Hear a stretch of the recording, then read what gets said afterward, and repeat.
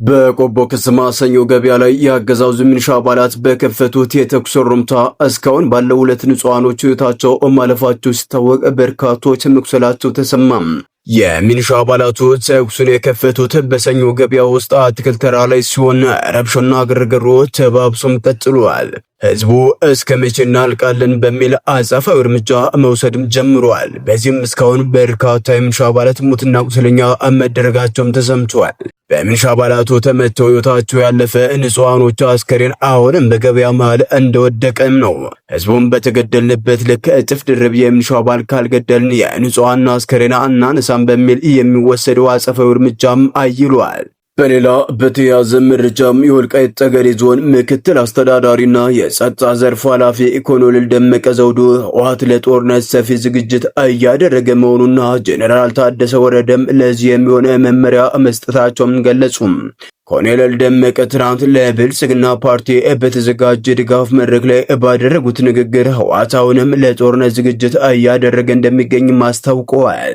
በተለይም ጄኔራል ታደሰ ወረደ ከእያንዳንዱ ወረዳ 2000 ተማሪዎችና የመንግስት ሰራተኞች ለጦርነት እንዲሰለፉ መመሪያ መስጠታቸውንም እንደሚያውቁም በግልጽም ተናግረዋል። ሆኖም የመመሪያ ተቀብሎ መሰለፍ አለመሰለፉ የትግራይ ወጣቶች ውሳኔ መሆኑንም ኮሎኔል ደመቀም ጠቁመዋል። የፌዴሬሽን ምክር ቤት የቅርብ ጊዜ ውሳኔ ልክ እንደ ባልና ሚስት የቃል ፍች ያመሳሰሉት ኃላፊውም ከዚህ ቀጥሎ የንብረት ፍች ይቀራናል ብለዋል። ይህም ማለት በትግሉ ሂደት ለሞቱ ሰዎችና ለተፈናቀሉ ወገኖች ህወሓት ካሳ መክፈል እንዳለበት ያመላከቱ ሲሆን ወደፊትም በጉዳዩ ላይ ተጠያቂነት እንደሚኖርም አሳስበዋል። በተጨማሪም ከፌዴራል መንግስት ጋር ተዋግተው ጸረ ዴሞክራሲ ነው ሲሉም የነበሩ የትግራይ ፖለቲከኞች አሁን የትግራይ ጉዳይ ሲነሳ ከህወሓት ጋር ማበራቸው ወዲያ አባውን ብቅል ያወጣዋል በማለትም ተችተዋል። በተያዘ መረጃም የ100,000 ብር የዋስትና ግዴታውን ከፍሎ ከቂሊንጦ ማረሚያ ቤት ሲወጣ በር ላይ ጭንብል በለበሱ የጸጥታ ኃይሎች ታፍኖ የተወሰደው ዶክተር ሲሳይ አውጋቸው ፍርድ ቤትም ቀርቧል። የካቲት 16 ቀን 2018 ዓ.ም በ100,000 ብር ዋስ ከእስር እንዲፈታ በፌዴራል ከፍተኛ ቤት የተወሰነው ዶክተር ሲሳይ አውጋቸው የካቲት 18 ቀን 2018 ዓ.ም ከቂሊንጦ ማረሚያ ቤት ሲወጣ በር ላይ ጭንብል በለበሱ የጸጥታ ኃይሎች እንደገና መታፈኑም ይታወቃል። ዶክተር ሲሳይ የካቲት 20 ቀን 2018 ዓ.ም በፌዴራል ጠቅላይ ፍርድ ቤት ይዘውት በመቅረብ የይግባኝ ቅሬታም አሰምተዋል። ፍርድ ቤቱም ያስቀርባል አያስቀርብም በሚል ጉዳይ ብይን ለመስጠት ለነገ የካቲት 21 ቀን 2018 ዓ.ም ቀጠሮ መያዙም ታውቋል። አፈና ፈጻሚዎች ዶክተር ሲሳይ መለቀቁን አናውቅም ብለው መክዳታቸውን አሳዛኝና የፍትህ ሂደቱ እየሄደበት ያለው የቁልቁለት ጉዞ በግልጽ ያሳየ መሆኑም ተመላክቷል። ይሁን እንጂ በዕለቱ ዶክተር ሲሳይ የመፍቻ ትዕዛዙን ያሳየ ቢሆንም ዳኞች ዝምታን መርጠዋል። ይህም ሌላው አስገራሚ ነገርም ነው ተብሏል። እግድ ሲጠይቁም አናግድም ከማለት ውጭ ሳይታገድ እንዴት ልታቀርቡ ቻላችሁ ብሎ እንኳን ለመጠየቅም አልቻልም። በኤፍራታና ግድም ወረዳ አጣዬ የሚኖሩ ህዝብ ከጦርነት ተርፈው ዛሬም በቁም መከራቸውን እየበሉ እንደሚገኙም ታወቀም።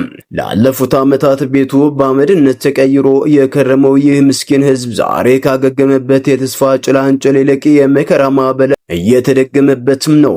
ወቅታዊ ያጣዬ ህዝብ ሰቆቃ ራሱን ለመቻልና ኢኮኖሚን ለማቃናት በሚደክምበት ወቅት ያለ አግባብ የሚደረግ እንግልትና የሀብት ማውደም ተግባርም ሰለባም ሆኗል። ህዝቡ በስጋትና በጦርነት ቁስል ውስጥ ባለበት በዚህ ውስጥ ግልጽ የሆነና የህዝቡን ነገ የሚያጨልም የመሬት ወረራም እየተካሄደበትም ይገኛል። በቆሰለ ቁስል ላይ ጨው መነስነስ እንዳይሉ ጦርነቱ ያቃጠለበትን ቤት መልሶ ለመገንባት ከልጆቹ ጉሮሮ ቆጥቦ የሰራውን መጠለያ ህገወጥ በሚል ስበብ በላዩ ላይም እየፈረሰበትም ነው። ከዚህ በፊት ኦነግ ሸኔ እያቃጠለባቸው ስለነበር ራሳችንን እንድንከላከል መደራደር አለብን የሚሉትንና የፈረሰ ቤታችንን እየቀለስን ነው ለምን ዳግም ይፈርስብናል ብለው የሚሞግቱንን ያለ አግባብ እያሰሩም ይገኛሉ። ጦርነቱ ያደቀቀውን ህዝብ መልሶ ማቋቋም ሲገባ በጋንዛ ሀገሩ የሰራውን መጠለያ ማፍረስ ምን ይሉታል? ህገወጥ የሚለው ስያሜ ከጦርነት ለተረፈ ምስኪን ህዝብ ነው ወይስ መሬት ለሚወሩ ኃይሎች? አጣዬ መከራዋም እየበዛ ቀጥሏል።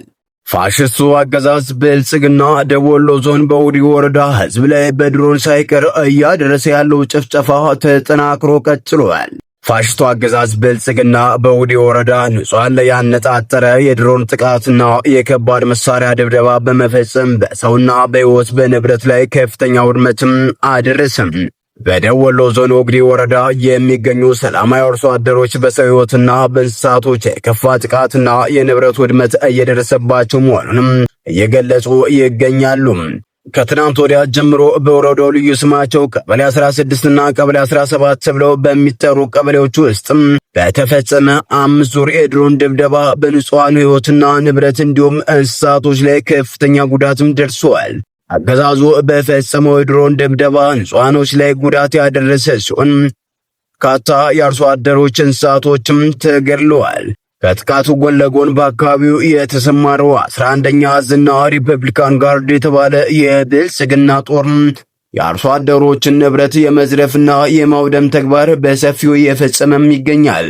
በዚህም 8 በሬዎችና 18 ፍየሎች በአካባቢው በነበረው የብልጽግና ሰራዊት ተዘርፈው መወሰዳቸውም ተሰምቷል። በተጨማሪም አርሶ አደሩ ለምግብነትና ለገበያ ያከማቸው 14 ኩንታል ጤፍ በፋሽቱ ሰራዊትም መዘረፉም ተሰምቷል። የብርሃኑ ጁላ አራዊት ሰራዊት ጥምር ጦር መነሻውን ደብረ ታቦር ከተማ አድርጎ ሌሊት ጀምሮ ወደ ክምር ድንጋይ አቅጣጫ የወጣውን የጠላት ኃይል አርሴማ፣ ጋሳይ ዘበራና ክምር ድንጋይ በተባሉ ቦታዎች በተደረገው ውጊያ የጀግኖችን ምድር ክንደ ነበልባሎቹ ወሳኝ ቦታዎችን ቀድመው በመያዝ ከጠዋቱ 2 ሰዓት ከ25 ጀምሮ እስከ ምሽት 12 ሰዓት ተኩል ድረስ በተደረገው ውጊያ የአገዛዙን ወንበር ጠባቂ 2 ፓትሮል ቁስለኛ መጠኑ በውል ያልታወቀ ሙት በየመንገዱ ሲያንጠባጥም ውሏል። በጠላት ላይ ከፍተኛ ኪሳራ የደረሰ ሲሆን ለጊዜው 2 ብሬንና 2 M14 የቡድን መሳሪያዎችን ከጠላት በምርኮ ሲገኝ 1 ዙ 23 ከጥቅም ውጭም ተደርጎም ተመቷል። በተመሳሳይ መረጃም ወደ ሸዋ ቀጠና ስናምራ ከአማራ ፋኖ ብሔራዊ ንቅናቄ 2 እዞች በተውጣጡ ወሰን ሻለቆች በተደረገ የቅንጅት ውጊያ የብልጽግናው ሰራዊትን እየገረፈ መሆኑን ኮሩ በላከው የግንባር መረጃም አስታወቀ። የአማራ ፋኖ ብሔራዊ ንቅናቄ በወሎ ቤተ አማራ ደገና ቀጠና በአገዛዙ ዙፋን አስጠባቂ ወራሪ ኃይልም በዛሬው ዕለትም ረፋድ 3 ሰዓት ጀምሮ ባደረገው የቅንጅት ተጋድሎ ድል እየተቀዳጀም ይገኛል።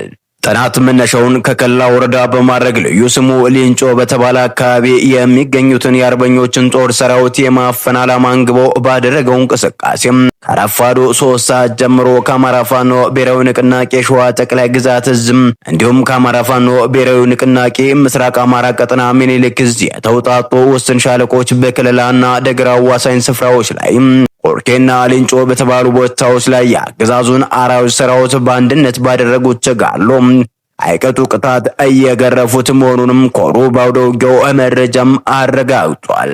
በዛሬው ልዩ የቅንጅት ተጋድሎ ጀግናው ከአፄ አምደ ጽዮን ኮር አፄ ዳዊት ክፍለ ጦር የታደለ ጸና 2ኛ ሻለቃና የንጉስ ሚካኤል ኮር ከሳጅን አደማሪ አባናዶ ክፍለ ጦር የተገኙ ሻለቆች አንበሳውን ድርሻ በመውሰድ የብልጽግናው 84ኛ ክፍለ ጦር በሚገባ በመግረፍ ወደ መጣበት ከለላ ከተማ እያፈገፈገም ይገኛል። ሰላም ጤና ይስጥልን። የተወደዳችሁና የተከበራችሁ የሚዲያችን ቤተሰቦች ለሰዓቱ የነበሩን መረጃዎችን እዚህ መስሉ ነበር። በሌላ በተጠናከረ መረጃዎች እስከምንገናኝ በያላችሁበት ሰላም ቆዩልን።